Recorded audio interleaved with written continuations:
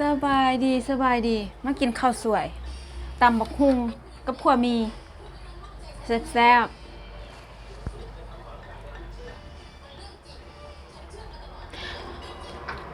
ใครเข้ามาแล้วก็ฝากกดไลค์กด Subscribe กดกระดิ่งดิ้งดิ้งให้ในเด้อเจ้าเป็นกำลังใจให้แน่อืม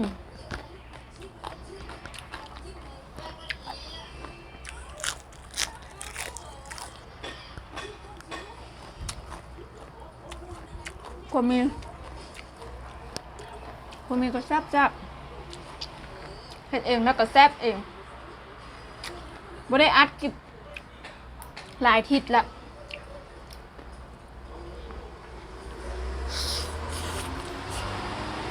อืม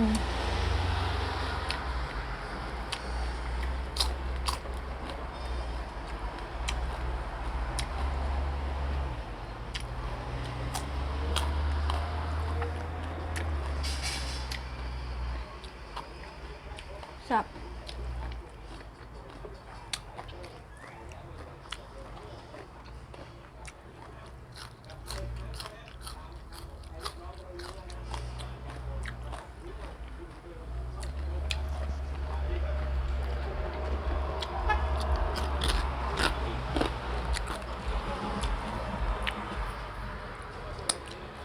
กล้องมันจับอยู่บูแมนอันนั้นไหม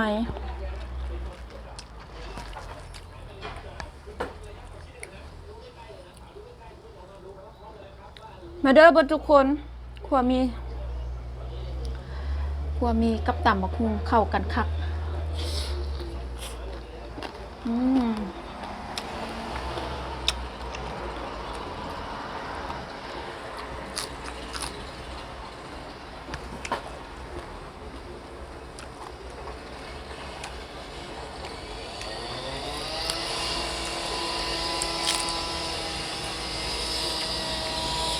มื้อนี้อยากแซวได้หน่อยนึงเพราะว่าเขาเจ้าแปลงทางเขาเจ้าเจาะทาง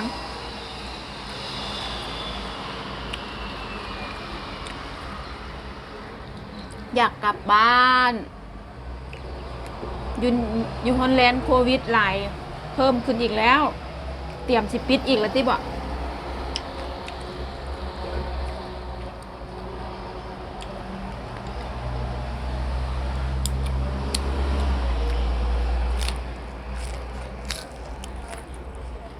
อืม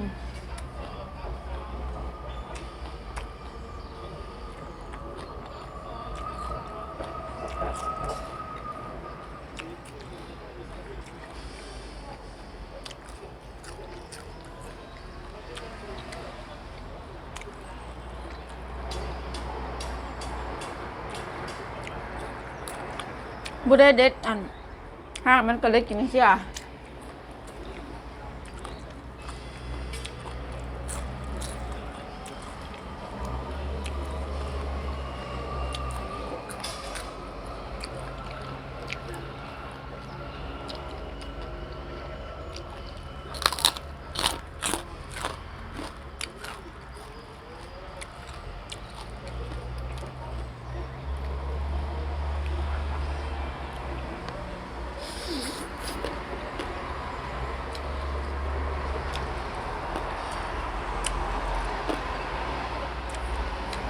ผักแป้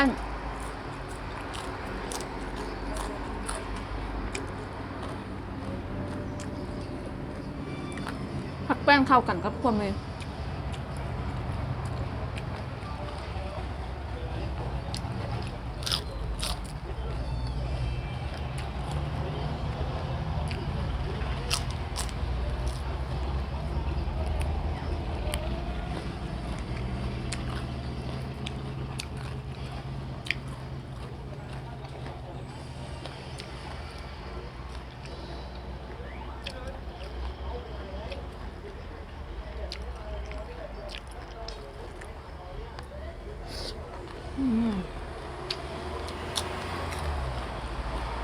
ครับ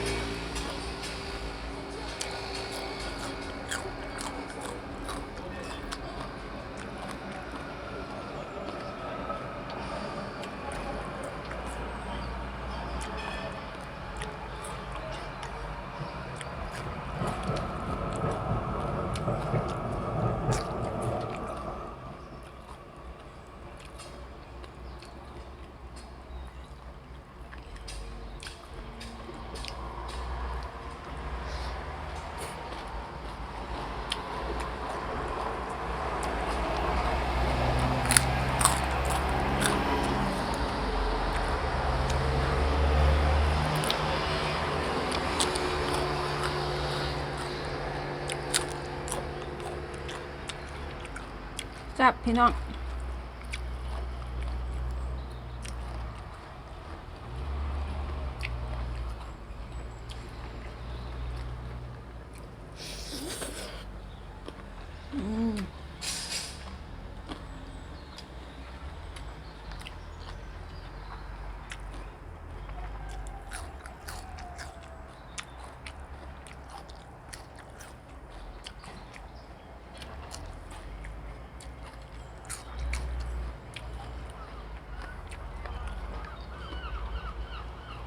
เบิ่งจากนาทีแล้ว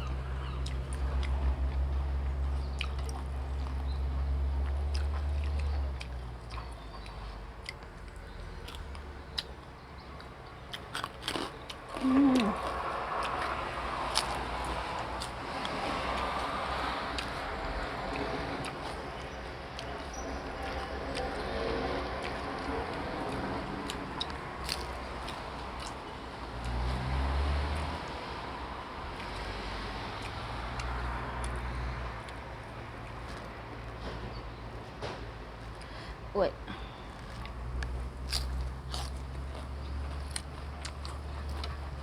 ใช้น้ำมันหน่อยมันจะติดกัน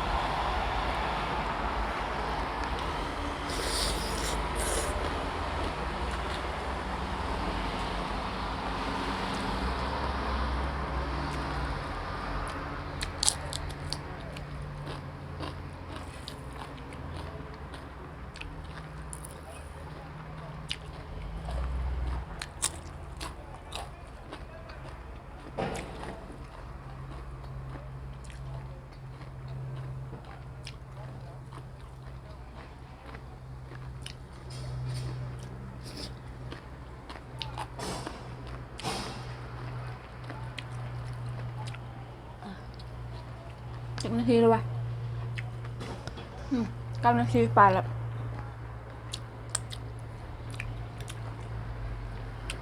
โอเคขอบใจหลายๆเด้อทานผู้ชมหมู่เพื่อนขอบฝากช่องเนี่ยเด้อเจ้าฝากกดไลค์กด Subscribe กดติดตามให้เนี่ยเด้อเจ้าขอบใจหลายๆ